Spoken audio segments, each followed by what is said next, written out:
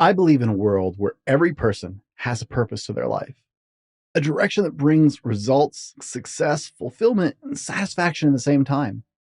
An alignment of skills, knowledge, passion, and integrity that creates something far more powerful than can be imagined. Purpose that flows through every fiber of your being, which brings clarity to your choices and direction to your life. It helps you step into your genius work and brings more and better results when you align with it. When I started my show, my first question was, who is going to listen to me? Why would anyone want to listen to me? What do I have to offer? Imposter syndrome was vivid. It was real. It was in my face. Then I leaned in on my purpose. But let me show you instead. Close your eyes. Let me tell you a story. When I was 19, I knew with absolute clarity what my purpose was. I knew exactly the direction my life was going, and everything was aligning with every step towards my purpose. As a preacher's kid, I felt the calling and had developed the skills and the talents to the point where I was running our church youth group, leading worship, coordinating multi-church youth events, and even preaching sometimes when my dad was out sick. Everyone in our world could see it. Comments like, chip off the old block, following your dad's footsteps were everyday kind of comments from friends, from family, from congregants, from our community members.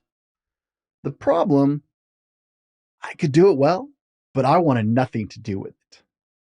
In fact, I hated the idea of that life because I lived it my whole life.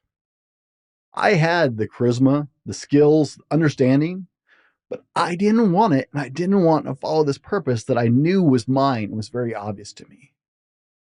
In the background, I was doing everything I could to leave and go another direction. With every attempt, I failed, and it ultimately brought me closer towards the purpose that I continued to try and run away from as I served as a youth minister.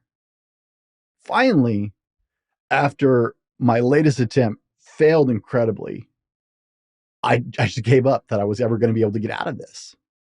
In emotional panic and depression, I made a choice, an act I knew couldn't fail. Jonah got on a boat for the other side of the world. I figured that was a little extreme, so I enlisted in the U.S. Air Force and ran into the open arms of a distant world from where I currently live. Can you see the desperation as a 19-year-old sits there in the recruiter's office signing the dotted line? Goodbye, purpose. It's my life. I'm going to do what I want. Hello, Uncle Sam. Only in hindsight now do I really see how naive that was. Now, fast forward 20 years. For the first time in a long time, I felt a nudging, an ember growing deep inside of me. Something had changed in me, and I wasn't quite sure what it was. There was a desire and an inkling. A mission started growing in my heart and in my mind, an idea, and I gained clarity on it. And it scared me, and I tried to ignore it. Instead, it got stronger and stronger. I wasn't sure I wanted this purpose. I honestly was not sure I wanted it any more than I did to be a minister at 19. I don't feel equipped. I don't feel qualified. I don't understand what to do with it or where it's going. There's that imposter system rearing its ugly head again. I ran before, but I have reminders every day of how bad of an idea that is. So instead, I started diving into it. What am I really feeling here? What does it look like? What does this sound like? What medium is best? What platform? How should I go about this? I started writing a book, and in about 120 pages, I started researching self-publishing because I knew that no big publishing company was going to take a book manuscript from somebody like me who was just nobody.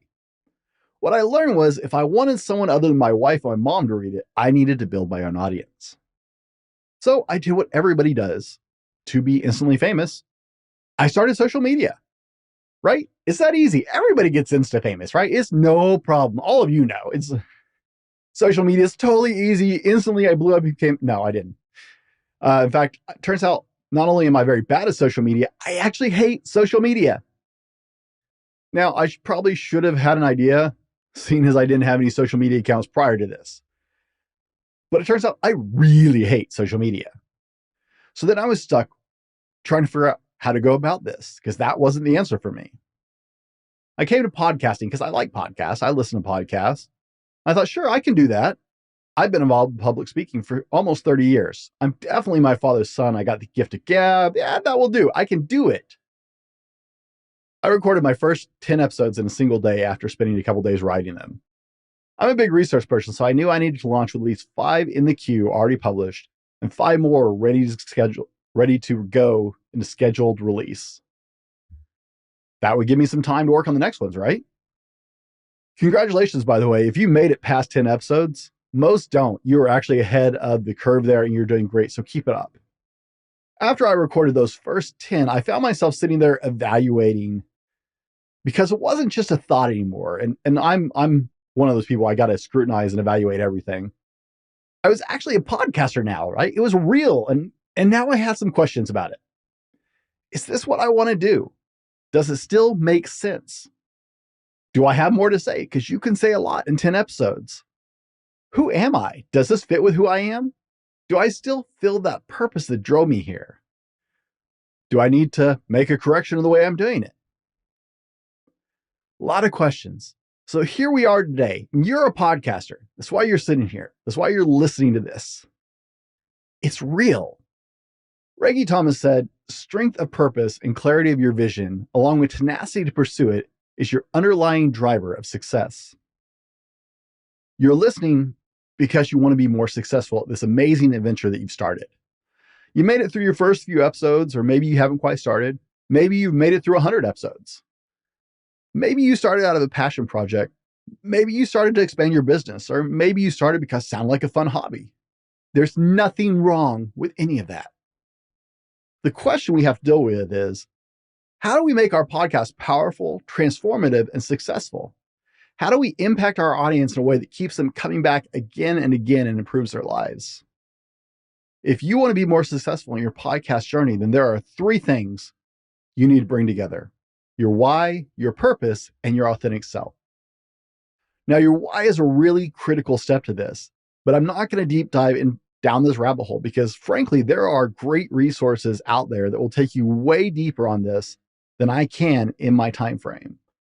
Simon Sinek's Find Your Why and Start With Why are incredible resources, and you absolutely need to dig into your why.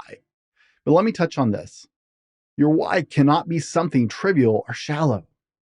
It can't be something superficial. It has to go all the way down to the core of your soul, or it will crumble under the test of time. Your purpose is something we need to get into, though. We have to be careful here because when I talk about purpose, I'm not saying your show has to be in personal development. That's right. Everybody has to be in self-improvement or no, just kidding. Business podcasts serve a purpose. True crime podcasts serve a purpose. Entertainment podcasts serve a purpose. You should definitely serve a purpose with your podcast or you won't find in your audience. You should know what your podcast offers or you're shooting in the dark. The problem arises when what you're doing doesn't align with your purpose. You see, I can play a note on a piano. I can even play a song with some practice. My wife can make music. She's connected to it in a way that I will never be. It's a difference in our purpose. She feels the music. She breathes it. It washes through her. It gives life, and she in turn gives life back to it. So what is your purpose? What are you meant to be doing? What floods your soul and lives in your heart? Why do you feel pulled towards it? And what do you feel pulled towards? This gets more difficult, right? Those are some deep questions, Brent. We all have bills to pay here. Not everyone is free to do what they want. We can't just podcast about whatever. Well, that doesn't matter. You need to hear this. Ready? You can bring your purpose into any subject. Purpose isn't something that's tangible, but it produces tangible things. It shows up in how you talk about something. It shows up in how you do things. Most of us have seen punctuation memes at some point, right? Where changing the punctuation changes the meaning entirely, or sometimes drastically, which can be terrifying. The way you present your show changes everything.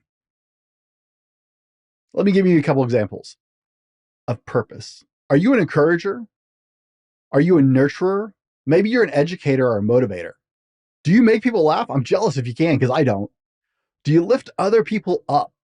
You elevate them. Are you an equipper? Are you a giver? These are all examples of purpose, and they're not the only ones. It's just a quick list. What fills your heart up when you do it? What makes you feel fulfilled and content? What brings you satisfaction? Whatever that is, that purpose, your show needs that. Bring that purpose into the way you share. Bring that purpose into the way you talk, the way you deliver content. That is what your show needs. And it doesn't matter what your show is about. You can bring that purpose into it regardless. Your authentic self is really important as well. It's that third piece. Now, for clarity, in case you were wondering, I'm not Joe Rogan. I know you're all confused about that. Okay, I'm also not funny. And that last statement made that clear, right? But as absurd as that statement seemed to all of you, this is a common mistake podcasters make.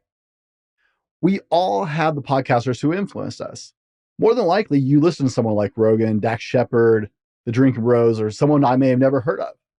You might not have listened to a podcast until you even started thinking about doing yours. You had just heard of them. But then you went and checked out a couple to get a handle on it. I'm a Mark Bell guy and a Drinking Bros longtime listener. But I'm not Mark Bell, and I'm not one of the Drinking Bros. That's an important distinction to make as you build your show.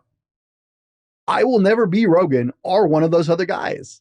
Maybe one day my show will be that big, but I still won't be them. There are around 8 billion people, that's right, billion in the world. We don't need 40,000 Joe Rogans. But what we do need is the original you.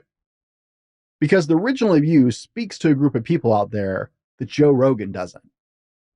The original you has something different and something to say, something different to offer, something different to provide that Joe Rogan doesn't. Don't try and be anyone but you. Your show and your audience need you, who you're meant to be. So why is your purpose so important that I would spend the whole talk circling around it? Well, 20-year-old me signed up for the Air Force on a 6-year hitch out of pure emotional reactions. I ran for my purpose, a path I could see as clearly as I'm talking to you now. It went so badly that it ended with permanent injuries, mental, emotional, and physical scars, 4 psychiatrists, drug addiction, alcohol dependence, betrayal, and abandonment by the only institution I ever believed in, and all in a 10-month time period. I had a psychiatrist tell me they'd never seen anyone hit more branches going through their military career than I had. You want to know the irony?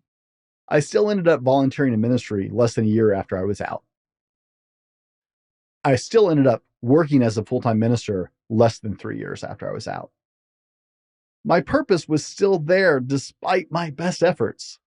It just got put on hold a while I trashed my life. I had a bigger mess to clean up. I learned not to run from that horrible experience. I learned not to run from my purpose, but towards my purpose. Because it's still going to be there waiting for you, because it's part of who you are. I don't know where my current trajectory will take me. I'm following my purpose, and I'm asking myself smart questions to find clarity in the execution, and you should too. But the big question comes down to, are you ready to build your audience and grow your show to a level of impact you never thought was possible? Are you ready to answer the important question of, why am I listening to this for your audience? Or why am I doing this for yourself? Align your why, align your purpose, and align your authentic self behind your podcast. That's where your audience will begin to grow, and that's where your audience lives. Be better tomorrow because of what you do today. Thank you.